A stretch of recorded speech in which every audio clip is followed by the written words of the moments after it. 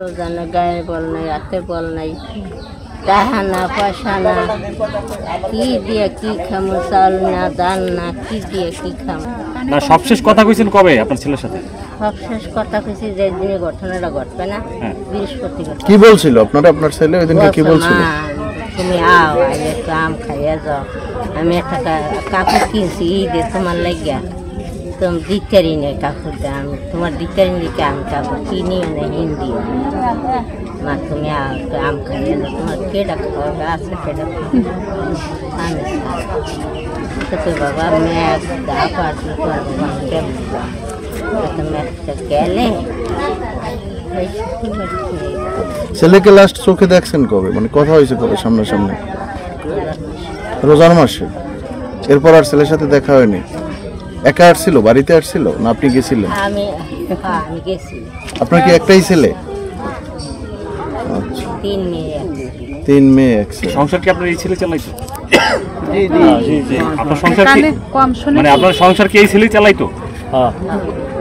না, আমাদের সাথে কথা বলতে বলতে আপনি খালি বলছে যে না, আমার এটি সব জ্বালা যন্ত্রণা করে। তারপর আমরা বেন্টিস খুলছি, খুলে দেখি যে এটি সম্পূর্ণ পচে গেছে। ঠিক আছে, পচে যাওয়ার পর তারপরে ও বলছে যে না, আমার একটু পানি খাওয়াও। পানি খাওয়াইছি, তারপরে একটা বিস্কুট খাওয়াইছি, আর ওই ফল লইছিলাম এটা খাওয়াইছি। খাওয়ার পর আবার দ্বিতীয়বার পানি খেয়েছে, পানি দিচ্ছি আর আবার মারা গেছে।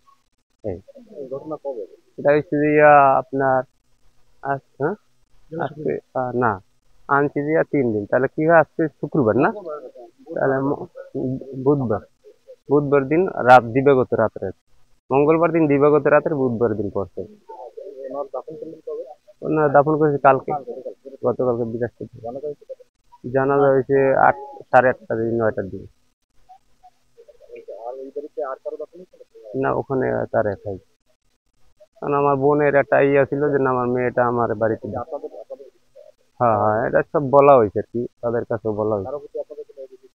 না, আমাদের কার প্রতি অভিযোগ নেই। ওখানে পুলিশ প্রশাসন জিজ্ঞাসা করছে, অনেক মিডিয়ারও জিজ্ঞাসা করছে, কারণ আমরা ঘটনাস্থলে কিছুই দেখিনি, কেউই দেখিনি। ঠিক আছে, তখন না দেখার কারণেই আমরা কোনো অভিযোগ জানাই। আবার অভিযোগ জানাইতাম এখন, যে কালে প্রথম বাচ্চাটা মারা গেছে ওই সময় তারা বলছে যদি আপনারা অভিযোগ করেন, আপনারা এটা অলরেডি ধরেন যে মেয়ের মা বা বাচ্চার মা, ওনার অবস্থা যখন আশঙ্কাজনক, মানে ব্যথায় কাতরাচ্ছিল, মানে খুব ভয়ানক অবস্থা, তখন ওনাকে আবার আইসিইউতে আনা হয়েছে। তারপরে ওই যে মেয়েটা, যে বাচ্চা, ওরও আইসিইউতে আনা হয়েছে। পরে ওনাদের ট্রিটমেন্ট সবভাবেই করতে চেষ্টা করছে, কিন্তু এখন ওদেরকে মানে অনেকভাবেই, পরে আপনার 2 দিন না 3 দিনের মাথায় প্রথম মেয়ে বাচ্চাটা আর কি মারা গেল। মারা যাওয়ার পরে আমরা ওকে জুরাইন কবরস্থানে ঢাকাতে দাফন করলাম। জুরাইন কবরস্থানে দাফন করলাম, করার পরে পরদিন রাতে ছোট ছেলেটা মারা গেছে। তারপরে কয়েক ঘন্টার মাথায় বড় ছেলেটাও মারা গেছে। তারপরে আমরা পুলিশের যেমন থাকে, ছাড়পত্র থাকে বা হসপিটালে যেগুলো থাকে ওগুলোতে, পরে ওই বাচ্চার মায়ের আবার ওই গ্রামে নিয়ে আসছিল, ওনারা যে দেশের মাটিতে নিয়ে আসবে ওইখানে হসপিটাল। পরে উনি রাস্তায় মারা গেল।